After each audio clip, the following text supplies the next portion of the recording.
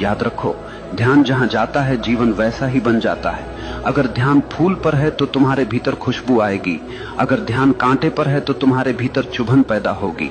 अगर ध्यान रोशनी पर है तो भीतर उजाला होगा। अगर ध्यान अंधकार पर है तो भीतर अंधेरा भर जाएगा।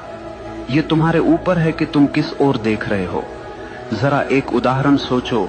दो आदमी बाजार से गुजर रहे हैं। एक की नजर सड़क पर गिरे कूड़े पर है। वो कहता है, देखो कैसी गंदी सड़क है, कितना बदबूदार शहर है। दूसरे की नजर सड़क के किनारे खिले फूल पर है। वो कहता है, वाह कितनी सुंदर खुशबू है, कितनी प्यारी धूप है। दोनों एक ही जगह से गुजरे, लेकिन दोनों की जिंदगी का अनुभव बिल्कुल अलग रहा। फर्क किसमें था? सिर्फ ध्यान में। जीवन में भी यही होता है। तुम्हारे चारों तरफ अच्छाई भी है, बुराई भी है, रोशनी भी है, अंधेरा भी है, प्यार भी है, नफरत